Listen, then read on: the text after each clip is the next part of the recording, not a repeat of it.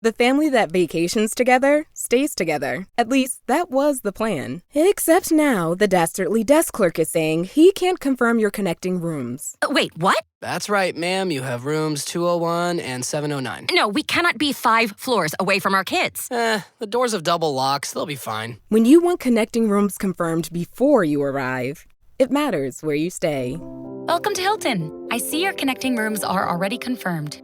Hilton, for this day. We've all been told the secret to longevity is diet, exercise, and maybe even your genes. But what if the real key to living a long, happy life is something entirely different?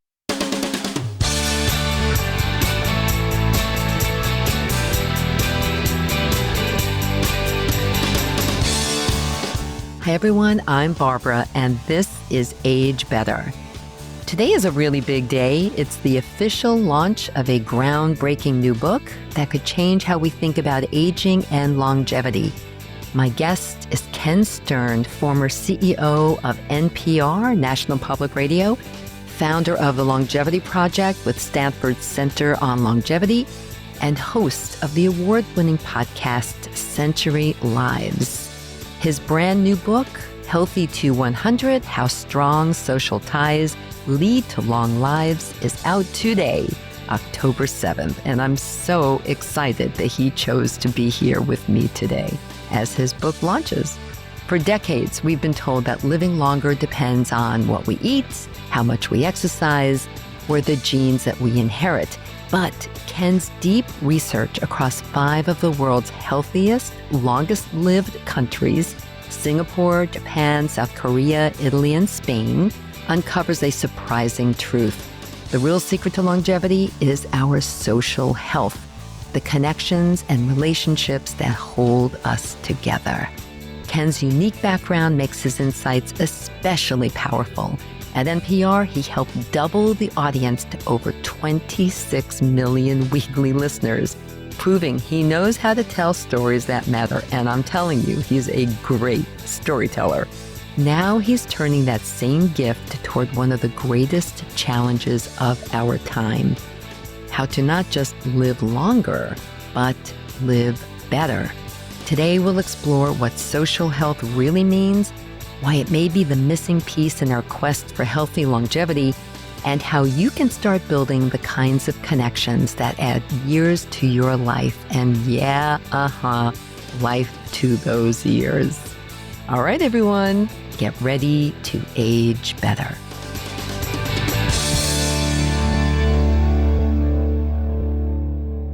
Hello, Ken, and thank you so much for joining me on Age Better. Barbara, thanks for having me on the podcast. Excited to be here. Well, I'm really excited because today, as this episode drops, so does your new book, Healthy to 100. So I'm so happy that you chose Age Better to launch your book. That's exciting. Yay. Yeah. And best of luck with that. So congratulations on it. Thank you. Ken, tell us a little bit about yourself. I know that you were the CEO of NPR for a number of years. I mean, you were a part of NPR for longer than that. And now you're focused more on longevity in different ways, like specifically the Stanford, really renowned Stanford Center on Longevity, and you have a podcast, and we'll talk a little bit more about that soon. But I just want to know why that focus now, because for me, my whole focus on healthy aging started when I started aging, when I turned 50. And I went, wait a minute, what? And so I said, let me see what I can do about this. Like, what do I have to do? So that's what caused me to start writing books and have the podcast and so on. What about you? Yeah, my story's not terribly different, Barbara. The issue of aging became interesting to me as I myself aged, so that not a, I think, unique story there. But I got interested in longevity when I started talking with the folks at the Stanford Center on Longevity. So I got introduced to them, I don't even remember how, about 8 or 9 years ago. And I went there and I met with Laura Carstensen, who's the founder and the guiding light of not only the Stanford Center on Longevity, but really sort of the longevity world. Absolutely. And I went there, I thought I was going to have a conversation about an aging nation. I was sort of looking forward to that. And it turned out we had a conversation about longevity. It was entirely different. It was not sort of how I conceived of aging, which was at the time, what do you do with all these old people? like we have a much older country, everyone's getting older. What do you do with them all? But rather, how do you reinvent the entire life course in light of longer life? How do we reinvent the norms of society so that life, that our supersized life can be healthier, more productive, more engaged, more purposeful? And I thought that was sort of an exciting lens to bring to the conversation, that it really captured me then 8 or 9 years ago and has really sort of set me on this course, which has led to this book and a lot of other work that I'm doing in the space. You know, it's so interesting. I mean, there really is such a focus on longevity now, as we know. I mean, there are the biohackers, of course, that actually take supplements and vitamins and drugs and everything else that they can think of and do to help themselves live longer. But what we're going to be talking about today is really going into a different direction, and one that I think is really much more accessible. And it's also doesn't just involve the individual person, like how you view aging and what you can do for yourself to age better, but it also really is kind of a call to action for governments, for countries, for cities, for neighborhoods. And I really, really like that. So, okay, so to write your book, wonderful, Healthy to 100, How Strong Social Ties Lead to Long Lives. I guess that gives a little bit of a giveaway, as did my intro to this episode of what we're going to be focused on. But you did visit countries that do have some of the longest living people. So tell us a little bit about those. Like, why did you choose those countries and what did you find out? Give us little snippets. So let me take you back a little bit in time, Barbara, Sure. sort of how I got focused on social connection. It was actually in connection with the podcast that you mentioned earlier. It's called Century Lives. And or a little bit of a different podcast. We essentially a documentary series. So each season has 6 episodes and it focuses on deep dives into one topic. And one year we did one season, we focused on outlier counties. So there's a professor at Harvard named Roz Chetty who's done an analysis of life expectancy on a county level basis, and he's plotted it against income. And if you look at his data, it's both remarkable and scary how closely life expectancy and income track each other on a county level. Yep. And we wanted to find out, for the season, we wanted to sort of tell that story through, but also look at the outliers and the counties either that did worse than they should or better than they should. Turned out there weren't a whole lot of them. It was actually a real struggle to identify them. But we eventually found 6 counties to profile, and we traveled to them. We went to Presidio County in Texas. We went to Co-op City in the Bronx. We went to Birmingham County near Birmingham, Georgia. And they all had, it turned out, and we didn't expect this. It turned out that when we went there to sort of figure out what the story was, it was never about food. It was never about exercise. It was never about healthcare. I mean, you go to Presidio County, Texas, which is sort of the outlier of all outliers. It's a tiny little county right on the border with Mexico. No hospital in the county, bad diets, bad exercise. And yet it's one of the poorest counties in Texas and one of the longest lived counties in the country. The answer was always, in every case, a story about social connection. And it really opened my eyes to the notion that, like, how we think about our lives, how we connect with people, how we have purposeful lives has a direct and really important impact on healthy longevity. So for me, that sort of began a quest to understand that from a scientific basis, from a historic basis, and then to ask the question, and to see, as we've all heard, like, loneliness has increased in the United States. Social connection has declined over the last 50 years in just terribly dramatic ways, terribly unfortunate ways. But the thing that has sort of driven this sort of crisis of loneliness in the US, those conditions exist elsewhere, but it hasn't happened. So I wanted to go to the world's healthiest countries, Japan, Korea, Singapore, Italy, and Spain, and find out why they were successful around social connection in the ways that we've not been. So that's really the story of the book. Okay. And was there one of those 5 that really stood out to you the most? Do you have Well, did you have a favorite? Oh, it's like having children, Well, so the way the book is structured, as you know, Barbara, is like I sort of tell the story of the methods of sort of the public health strategies around social connection differently in each country, sort of work in Japan, volunteering in Italy, lifelong learning in Korea. But Yes. the place that I think is probably the most intentional about building what I call social health infrastructure more than any other place is Singapore. And they've really, I think, on a They've national been very level. intentional about it, Yeah. from what I read in your book. Yeah. And they've Mhm. essentially created a national experiment about how to keep people in the second half of life much more socially engaged, much more purposeful,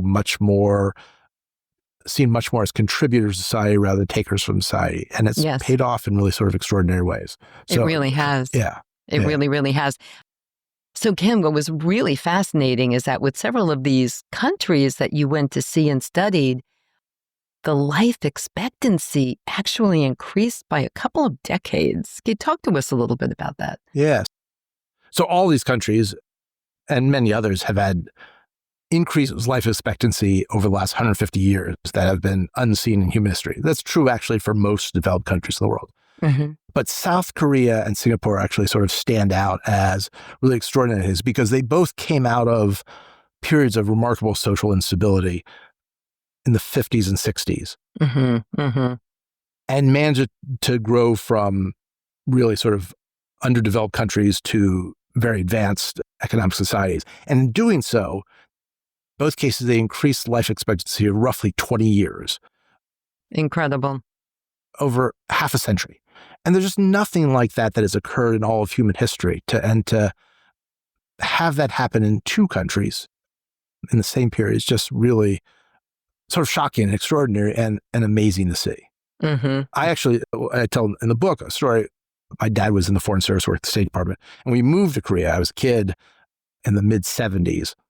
And when we did there, Korea was just coming out. It was still coming out of its post-war malaise. And when we went there, life expectancy in the US, my life expectancy was probably 6 or 7 years longer than the average Korean. Today, when I went back to visit, only 40 years later, 50 years later, life expectancy in Korea is at least 7 years longer than the US. And healthy life expectancy in Korea is a full decade longer than ours. And that's just a shocking change in what is in human history, just sort of a snap of the finger. Right. But you argue in your book and elsewhere that the reason for that would be because of something that you call social health. And so the focus on connection, as opposed to, I'm assuming maybe they live a little bit of a healthier lifestyle now than they did back in the 50s and 60s, right, when they're first coming out of this. Yeah. But it really is the social health aspect that you give all the credit to. Am I right? Let's talk about that for my listeners. What is social health and how does it compare to other forms of health that we think about, like, diet and exercise, health, physical health? Yeah. I do want to clarify one thing before Sure. I'll describe what social connection is. I do say social connection is both undervalued and critically important to the story of healthy life expectancy and what I would call the American healthy life expectancy deficit and the advancements in other countries. But it's not the only thing. No one factor. A lot of things go on, diet, exercise, all go into it. My big point in the book. But I would also add to that I agree with you completely. Yeah. As someone who took up running when she turned 50, when I said, wait, what's going on here? I better start moving more and so on, and really focus on my physical health as best I can. But I also understand the concept of this social health and social connections. Yeah. It's critical, and they're all really critical. But it's just that it just seems to me, and you kind of said it earlier, is America really has a deficit in this area. And it got worse during COVID. It didn't get better in recent years. It got worse in recent years. And so that's still lingering. I don't think we've recovered from that yet. And adjusted, I think, our social connections yet. And also, to be honest, as much as I love social media and the internet and Perplexity and, ChatGPT and all that stuff, it's really harmful to our ability to connect socially in real life. Yeah.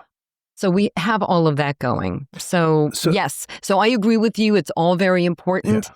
But I really do think that America, and that's why this book, Healthy to 100, is so important now. It really is a wake-up call, I think, for all of us to really focus more on this aspect of our And I think aging. You're exactly right. I appreciate you calling that. In fact, if you look back, as recently as 1980, the U.S. didn't, I think people generally are becoming aware of the fact that we have a life expectancy deficit with our peer countries.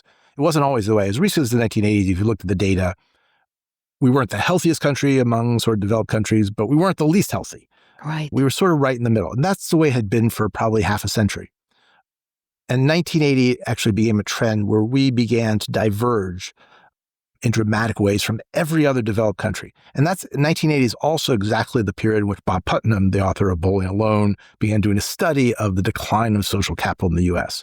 That's when unions began to decline, church going began to decline, sewing circles, PTA participation, voting, going to political meetings, all the things that actually brought people together began to decline to replace exactly by Barbara what you just described. First television and now social media. So that the hours that people spend alone has skyrocketed. Yes. The time spent with friends has dropped precipitously.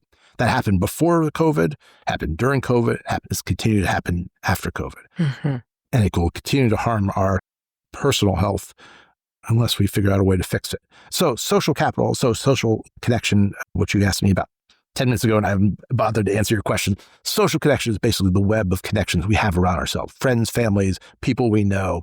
It's people part of our circles who we engage with on a regular or even irregular basis that provide content to our lives, relationships in our lives, and actually gives us sort of purpose and meaning in our lives and reasons to leave the house, frankly. Mm-hmm. And what we've seen in the data is that the number of social connections that we all have has just been dropping precipitously. And the time we spend with the people we know, the friends we have, is just bottoming out. And that's been, I think, sort of a dagger in the heart of Americans and the, health of Americans. Yeah, really has been. And, recognizing this to be true, I've been connected to the Bone Health and Osteoporosis Foundation for over 10 years at this point. I was on the board and now I had to get off because of bylaws and all that good stuff. But I now am special advisor and I manage our marathon teams. I do other things like that to help get the word out about the importance of bone health. And I bring this up only because I know everyone listening, you've heard it over and over again. So sorry, but Ken has not. That's right. So, it's a first for me. So is that bear with me? Yes. Recognizing this deficit that we have in our social connections and social health, and like, what can I do to kind of check that box off? And then also the importance of moving. Now, I need to connect it back because Americans aren't moving enough. We're not moving enough. And I do look at statistics and information about what's happening in other countries where they are living, or certainly pockets in those countries where they are living longer and they do move more. They just move about as part of, they don't go to the gym, but they do move around as part of their daily lives. Anyway, so to that point, we started something called the BHOF, Be Bone Strong Walking Clubs. And the purpose really was to stop the loneliness. That's number one. And it's micro. It's in your neighborhood. It's not a city thing where you have to kind of go a couple of miles to get to the start of the walk. It's like you go a block or two and to get to the start of the walk. And we started one. I happen to be in Virginia right now. The very first one is in Virginia. And anyone listening, if you've not heard me talk about this before, which I really doubt, because I even had an episode about it, agebetterpodcast@gmail.com, and I will give you the info on how to start your own in your neighborhood. So this is so near and dear to my heart, Ken. You're talking to the choir. It's important. Travesty is really what it is. But there are things that we can do as communities, as individuals, to counter this, to turn it around, right? So let's talk about the physical impact that this issue has on us. Meaning, if you're lonely, and I'm looking at a statistic here in my notes that research shows that social isolation can be as harmful as smoking 15 cigarettes a day. Yeah, that's Did you all hear study. that? 15 cigarettes a day. So can you walk us through some of the biological mechanisms that really how social connections or lack thereof can impact our physical health and our mental health, obviously. Yeah, so it's a great question, and it's an important one because, I think people have begun to heard that social connection is important in their health, but it's not intuitively obvious like why that should be. I think we all understand food. I think we all nutrition. I think we all understand exercise and the connection to health. We all understand smoking and the connection to health. We've all seen X-rays and things like that. It's a little hard to understand social connection. It took me some time to understand it. So I think there are actually two distinct buckets. One is physiological. So we have millions of years of human evolution that has been taught, in which our bodies have been taught that there's safety in numbers. We were in ancient times, really up into modern times, being part of a group, being part of a pack meant safety from danger, safety from death. So when we're lonely, when we're alone, our body is there's an instinctive physiological reaction that says danger, something is wrong. And loneliness can lead to chronic stress. Yeah. And that raises cortisol levels, it raises inflammation levels, and that is directly connected on a medical, physiological basis with everything from cognitive decline to heart disease to even cancer. Yeah. So there's a direct sort of physiological relationship between our own relationship to isolation and loneliness. But the other thing is more correlative, I would call it, which is, as to what you just described, Barbara, if you're socially connected, it almost instinctively means you're out and about, you're moving, you're doing things, you're not stuck in your home. And that movement is very important in our health. And the other thing is being part of a community means you're getting social cues about taking care of your health. You see others are watching out for you. And there's an important sort of behavioral aspect that comes with being socially connected. Because you hear all the time of people who are lonely and socially isolated doing behaviors that are not good for themselves. And the converse is true. If you're out in part of a community, by and large, doesn't apply to everyone, but by and large, it means your own health behaviors will be improved. There's no question about it. Again, I do want to use the walking clubs as a good example of that. If someone doesn't show up, I immediately text to find out, why aren't you here? So there is this ability to connect beyond just that moment when you should be all connecting and walking together as a group. It's like an ongoing connection, which I think is really so important. I think people actually feel like, oh, someone really is thinking about me, right? Yeah. And of course, the moving thing is so critical. So I'm very happy with you. People, those who are participating, and we're kind of rolling them out around the country, are feeling just really good about themselves. Like, they came for the walk and then they stayed for the fun, and that's what I'm hearing from people. And I just would love to see more of these kinds of programs that has to be initiated by someone. Like, someone has to start it. Someone has to say in their neighborhood, hey, I'll be that leader.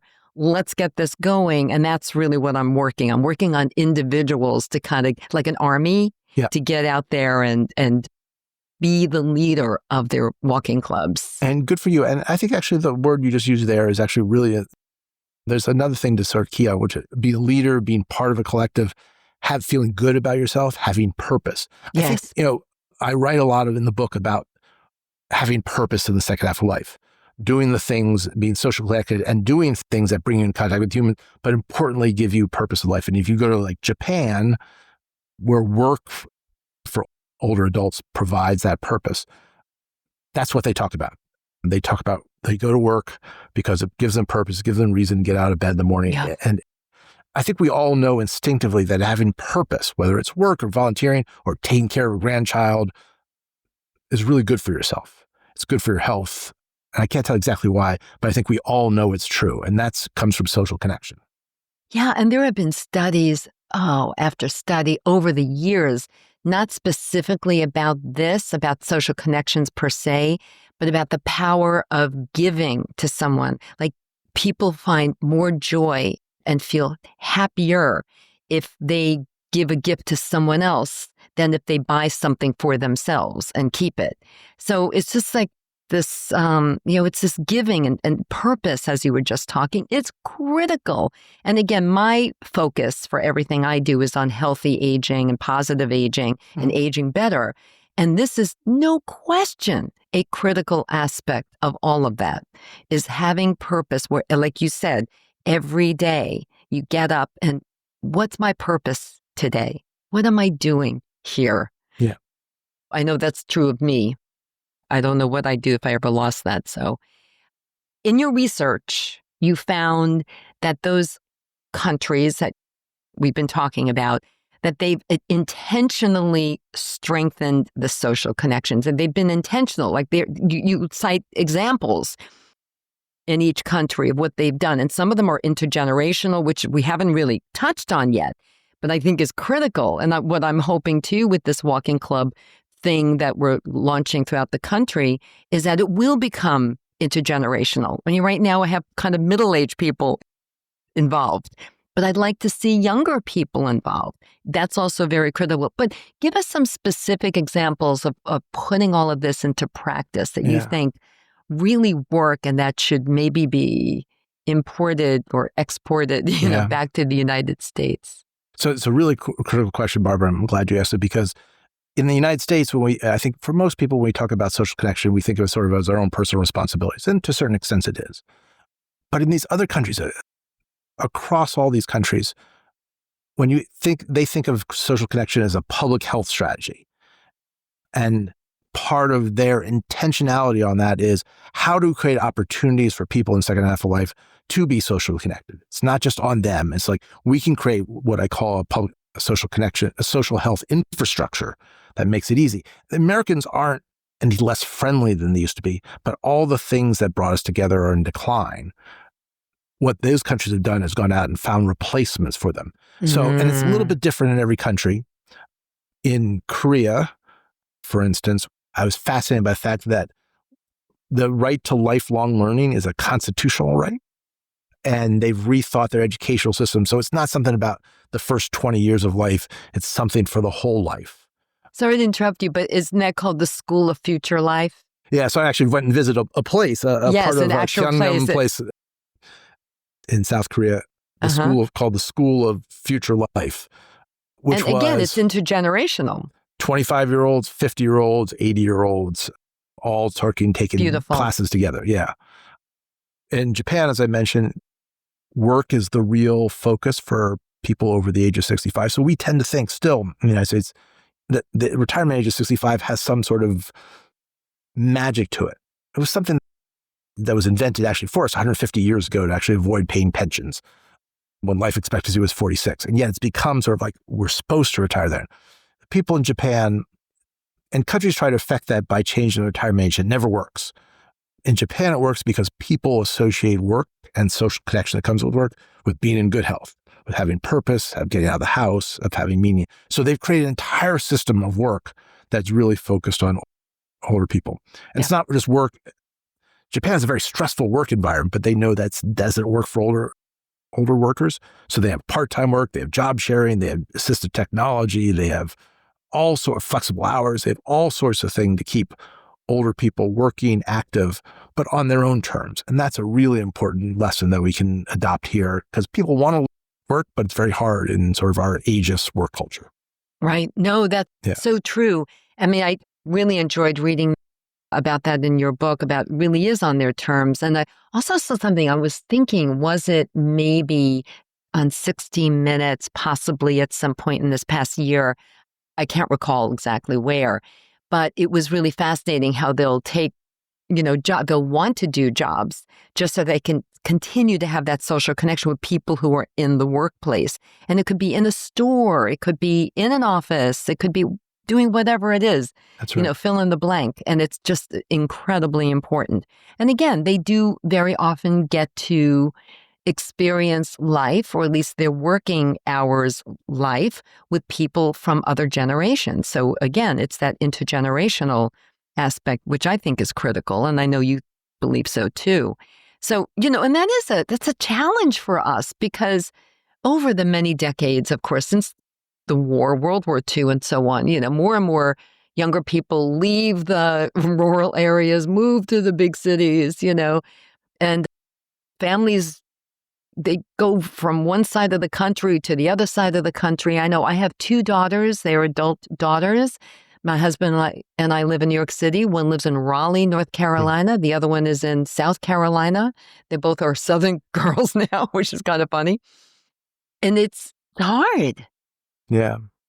It's hard. So what did you find that can kind of help us here in America to counter some of that?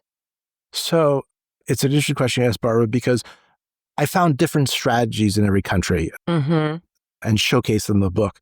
But the one thread that ran through all of these countries, sometimes very explicitly, sometimes very implicitly, was the notion that the generations fit together like pieces of a jigsaw puzzle, and that there is value to older generations of spending time with children.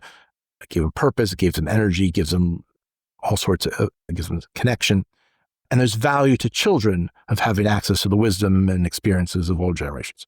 And that was a fundamental strategy of all these countries, some of which, like Japan, are also sort of this highly stressful, highly mobile, urbanized culture and has some of the same trends that sort of pull generations apart. Right. So, I mean, what you see is countries doing all sorts of different things. It's around first around cultural norms. The idea is that it's better to keep generations together, which we don't necessarily share. Mm-hmm. But it's also about structural. So in Singapore, it's crazy. I mean, they have tax incentives to stay closer to your family. Yes. It's hard to get housing if you're single and under 35. But senior centers are being converted to centers for all ages. Yes. Education is bringing the generations together. The workplaces are bringing generations. In Spain, I visited a senior center, which was combined with a nursery school. And so the seniors came in for the day and the kids came in for the morning and they spent time together, and it was great for the kids and great for the adults. Yes. So I loved reading about that. I loved reading. So I would say that with those 5 countries that you visited and you write about in your book so very well, with great examples given, that you would kind of give them all an A or an A+, right? I think on the data, they're A++ in some ways. I mean, in Japan. A+. Okay, so in what grade would you give America? Oh, that's a hard question. That's a depressing question. So let me show you sort of the data behind that. So, and I want to say life expectancy in some of these countries are just, here's the technical term, it's bananas. The average the median life expectancy for women in Japan now is 90. Wow. And that means half are going to live longer than 90, half will. It's a really extraordinary thing. Mm-hmm. If you look at the data on healthy life expectancy, which is, we mostly talk about life expectancy. Healthy life expectancy is a measure of how many years you can expect to live in good health. It's kind of what we all want, right? Yes, exactly right. Healthy life expectancy in the U.S. is now a full decade behind Singapore and Japan. Mm-hmm. That means you and I are going to live 10 years less in good health than a comparably situated person in those places. We're much more likely to have our healthy life expectancy is closer to Belarus and Azerbaijan and Tonga and Cape Verde, countries like that. Mm-hmm. That's our peers. That's for a country as rich and well resources the U.S., that's an F. Yeah, it's an F. And that's, it's an F. But again, what we got. We talked about this earlier, but I think we can contribute that F, because I agree with you, also to the way we eat and the fact that we're not moving enough, that this obesity is a big thing in this country, as we know. It is a really big thing. You don't get an F for one thing. It's a it's the combo. A lot goes into it, for sure. Yeah. So Italy and Spain consistently rank high in longevity in the index. So Mediterranean diet, of course, I think we can all agree is a big part, for the most part, of their diets. And then clearly the social and cultural factors here. Yeah. Tell us a little bit about those two in particular. I mean, I have a specific interest in Italy. It's my favorite country after this one. Yeah. So in some ways, neither of them should be as successful aging as they are. They're, by European Union standards, they're pretty poor. Smoking rates are very high. Obesity levels are actually pretty high in Spain. So, you can talk about a good diet, but on the obesity level, it's not US obese, but it's obese by European standards. So there are a lot of things that sort of suggest that they shouldn't be at the top of the list, but they are. I mean, so by some estimates, Spain will be the longest lived country in the world by mid-century. And they've done a lot of the things we've already talked about. Italy is interesting to me because what they've done is they've invented almost an entire volunteer culture in the last 30 years. It didn't really exist. Sort of social, until roughly the turn of the century, social services were provided either by government or the church. And it was only in the last 30 years they began to turn it over to private nonprofit organizations, are almost entirely run by people over the age of 65. And Wow. it's a whole culture that the norm really is increasingly, as you hit sort of what is considered classic retirement age, it's a transition point. It's not a time to wind down. It's a time to pick your next act. And that in Italy, increasingly that's volunteering and, helping to contribute, make your community better. In Spain, lots of different things going on in Spain. One of the things I really admired about Spain was the reinvention of the city for some of the things we talked about, so they have more opportunities to get out, move around, be in companionship with people. Our cities are designed for cars. So was Barcelona until, relatively recently, until they started redesigning and closing areas to cars, creating what's called super blocks to allow people to be really in communion with one another and build social relationships. You can't do it if you're driving past each other and honking horns. Let's talk for a minute about, I do want to get back to having a sense of purpose, because I just think that that's so critical. And again, I hope everyone gets a copy of your book. There will be links to more information about Kent and his work, and also his book, of course, everyone, in the show notes. And you'll be able to get some ideas, I think, from this book about what you can do in your own communities. But give us just some ideas about what can people listening right now, what can they do? Like, my focus is on these walking clubs and rolling them out around the country. So I'm trying to do the best I can in this area. What can people do? What should they do for themselves? What can they do in their communities? What ideas? Yes. A lot of the book is about this concept I call social health infrastructure. Yes. But there's just a lot that individuals can do. It's a little bit harder here than other places, but it's quite possible. So first, I take the lessons from what I saw overseas. One is, I would start with the notion that 65 isn't the beginning of the end. In our supersized life, we have, on average, people have decades of good health, or the opportunity for decades of good health. And if they treat those as part of the productive part of life, that's really important. So we have to get rid of some of our ageist notions about what the second half of life is like, and think about them as the same seriousness and purpose that we have in the first half. So that's number one, sort of begins with sort of rejecting some ageist notions about how we're supposed to sort of start declining, start winding down, because we don't. And then there are all sorts of opportunities, volunteer opportunities. There are lifelong learning opportunities. People talk about themselves in the United States as lifelong learning opportunities, but that usually is a solitary activity. Many states provide either free or heavily reduced educational opportunities for people over the age of 60. For in-person learning. Most state universities are required by law to provide that for free or significantly reduced. So there's opportunities for lifelong learning. But I also encourage people to think about work. It's sort of a hard thing to know, but work has all sorts of social connection opportunities. It brings you out of your house. It brings you to connection with people. It can be stressful, but that's okay. It's the connection points. It gives you purpose, gives you reason to get out of bed. That's something that is undervalued in our society. And as people live longer, we just have to change our norms and expectations about work. Yeah. So all those things are doable. All of those things. I really think it's very important, as you just pointed out, what can some individuals do? What can you do, listener, to kind of help with this and to help counter this? Because I really think this country, and I know, Ken, you will agree, is that this is not a priority. Yeah. This is the aging population and making sure that we're fostering purpose and lifelong learning and intergenerational schools and all things like this that we've been discussing. It just isn't a priority as far as I can see. And I'm pretty sure you'll agree, Ken. Yeah, for sure. Okay. So we do have to be a little bit of a pusher here, I think, in saying, all right, I'm going to help kind of really make a change here. Yeah. Let me get out there and try to create some plan. Or even if it's just for yourself, just find your tribe. If you like to knit, go find a knitting group. Or you said a sewing circle, earlier in the beginning. Which go are making a find comeback. that. So people do sew. It's not like they're not doing it anymore. Yeah. You just have to find them. Yeah. But I would encourage, most important is, I would encourage people to get out of the house and not rely on digital means for connection. I mean, it's great. I mean, the only reason we're able to do this podcast together, Barbara, is because of digital connection. This is true. I work from home. I talk with my colleagues over Zoom every day. That's really valuable.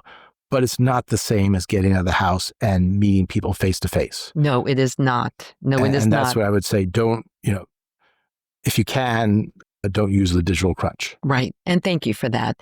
A good reminder. Let's talk about some of your work, your longevity project and your wonderful collaboration with, as we mentioned before, the Stanford Center on Longevity. I mean, it's one of the world's premier kind of think tank places that focusing on longevity. So tell us about that. What is it? So the Stanford Center on Longevity, as you said, is a think tank based at Stanford, which really has reinvented the notion of longevity and created what they call the new map of life, which is to challenge us, I think, as a society to not simply adopt the norms of how we're supposed to live based upon times when we live much shorter lives, but really think if our lives are going to be century longs, and which they increasingly are, how should our lives be structured to optimize them for healthier, longer lives?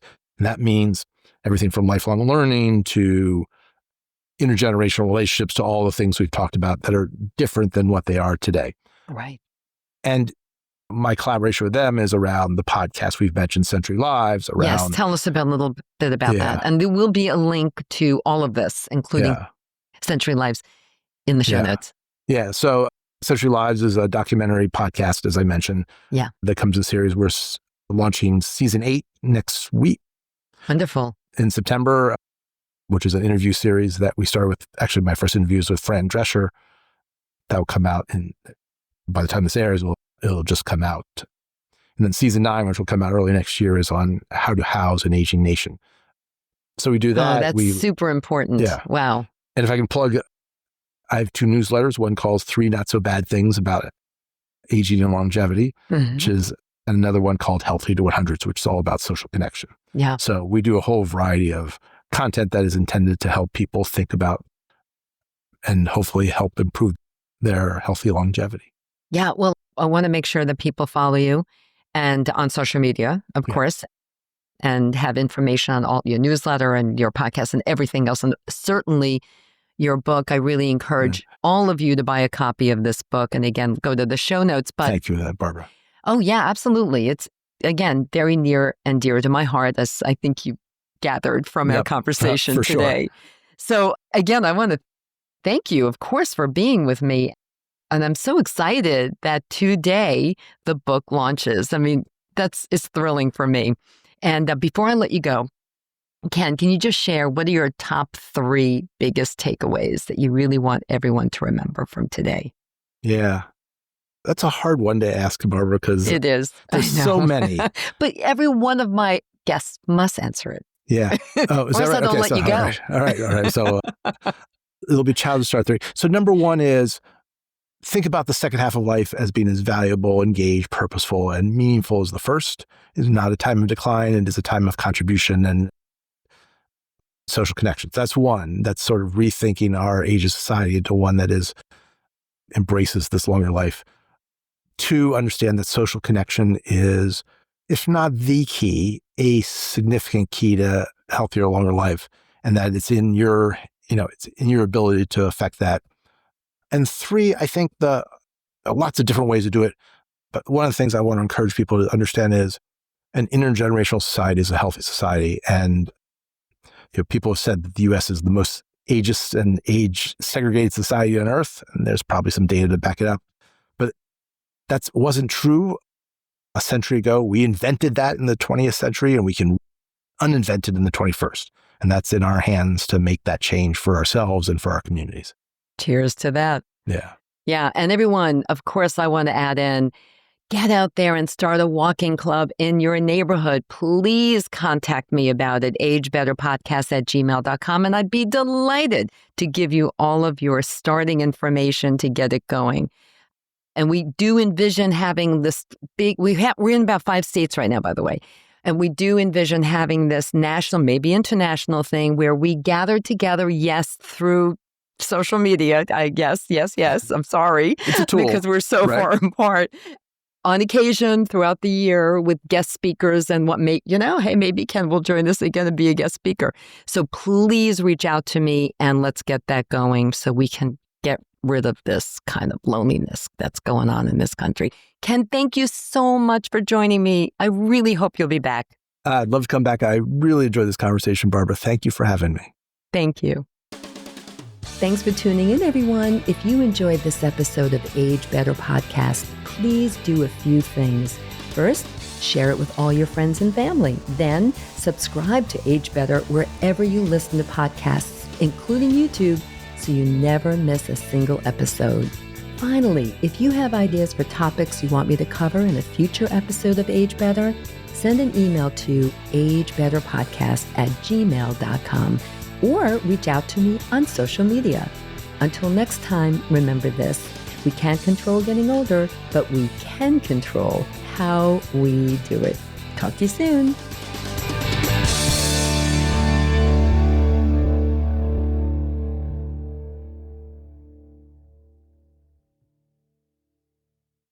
Age Better Podcast is a proud member of the Sound Advice Network.